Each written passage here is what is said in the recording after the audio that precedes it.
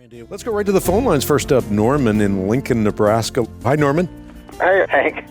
I have a question for you, and this has bothered me a lot. I read John MacArthur's book, Futuristic Premillennial Primer, Christ's Prophetic Plans. Mm-hmm. Anyway, it was very thorough, I thought, and very, it was just so thorough. I mean, it went through all the different, what people believe, you know. And are you a amillennialist then? No, I don't use that category. I've written about my eschatological perspective in my book, The Apocalypse Code, and other places, but in the Apocalypse Code, I use the moniker E², or exegetical eschatology. So you have to read the book to get that fully fleshed out, but there are aspects of the amillennial view that I don't hold, although I think of the three categories that are often cited as though they're the only categories, that is, the better of the choices. Right. I never knew what that even meant, amillennialist, until just recently. And it means no millennium. Yeah, well, it actually doesn't denotatively mean that. I mean, denotatively it was, even though you would suspect that in terms of what the word actually means, no, millennium means no millennium, it actually means that the millennium is not a literal 1,000-year period of time. In the amillennial view, it is typically rendered the period of time between the first and second comings of our Lord and Savior Jesus Christ. Right. Okay, well, I was just, I think that the church hasn't replaced Israel. I mean, I think God has, for national Israel, the promises still stand for land and blessing and all of that, you know. And I don't believe the church has replaced Israel, you know.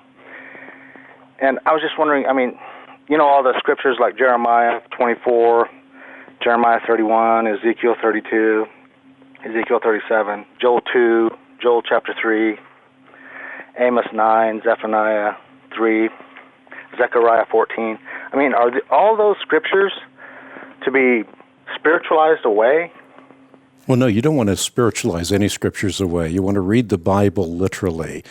That means that the Bible's literature, it is infallible, inspired, but literature nonetheless. And therefore, you always want to read the Bible in the sense in which it is intended. And if you look throughout the Bible, the very notion that one people replaces another people is a notion that I do not find anywhere in the Bible. So this whole idea of replacement is something that I find foreign to the Word of God. If you look I from just wonder if that was your approach. I didn't know. No, if you look from the Bible first to last, what you find is that true Israel is never a racial issue. It is never an ethnic issue. God is not a land broker and he's not a racist. It is always a function of your relationship to Yahweh, the God of Israel. And therefore the Egyptians that left with Moses in the Exodus are considered true Israel because they are brought into all the types and shadows pointing forward to Jesus Christ. It's not a matter of saying, oh, wait a minute, you have a different birth mother and therefore you're out. No, if you are a follower of Yahweh, you're true Israel. And you see that most explicitly explained in the Bible in passages like Esther, where the nations look on and they see that Yahweh, the God of Israel, has sovereignly raised up Esther to save the Jews from destruction under Haman. And then the text tells us something very interesting.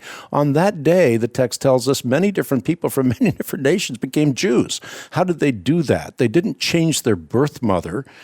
They became Jews because they believed in Yahweh, the God of Israel, and were brought into all the civil and ceremonial laws pointing forward to Jesus Christ, ultimately fulfilled in Jesus Christ. And therefore, to suggest that somehow or other God has a specific plan for Israel as premillennialists or pre-tribulationists do in the future, I think is not warranted. If you look at this from the standpoint of Peter, for example, and I think our opinion should never be the erudition of a scholar, but always the Word of God. Test all things in light of Scripture, hold fast to the good. Remember, Peter gets a vision of unclean food, and he's in Joppa, And after he encountered the Gentile centurion Cornelius, he comprehended the full import of that vision. And when he did, he had this moment of exclamation. He said, now I realize how true it is that God does not show favoritism, but accepts men from every nation who fear him and do what is right. So again, just as race is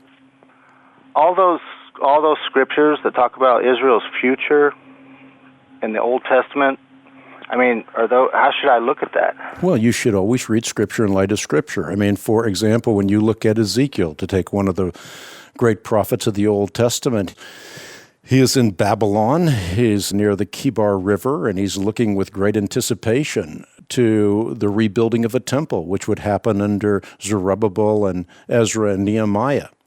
But he's looking beyond that as well to an eternal temple, which is a temple not made of luminous limestone or glistening gold, but rather a temple not built by human hands, which is Jesus Christ. And today we are living stones in the temple of God. And the very notion that God in some way or other is going to now replace the church with Israel in his plans, and in the dispensational way of looking is now going to herd the Jews into the land, and then they're going to experience this horrific Holocaust where 2/3 of them are going to be bludgeoned because they're going to suffer for the sins of their forefathers who said, crucify him, his blood be on us and our children, I think is a complete imposition on the biblical text. I don't think that there's any way that we can say that we're going to be raptured out and then 2/3 of the Jews are going to be killed in a bloody Holocaust because of the sins of their fathers. I think that there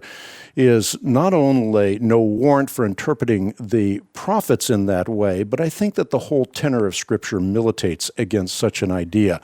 The sins of the fathers are the sins of the fathers. The sins of the sons are the sins of the sons. One is not accountable for the other. So the idea that Jews in the 21st century will endure a Holocaust for the first century sins of their fathers, and the ideology that Jews have a divine right to the land based on race, I think are both decidedly unbiblical. As with the Levitical law, the promises concerning the land find ultimate fulfillment in the Lord. And there is no biblical precedent for supposing that God favors Jews over Palestinians or vice versa. At the end of the day, as I've said many times in the broadcast, our Heavenly Father is not pro-Jew, he's pro-justice. He is not pro-Palestinian, he is pro-peace. And I would also caution the dogmatism that is expressed in these kinds of sentiments by saying that it is a terrifying thing, if you read the book of Hebrews, to recognize that if you fail to realize Jesus is the fulfillment of temple, priest, and sacrifice, if you don't recognize that he is the locus of the land, if you don't realize that he is the living temple, if you don't realize that Jesus is Jerusalem, then in essence you are trampling, according to the writer of Hebrews, upon the sacred blood of Jesus Christ. So a terrifying prospect by any standard.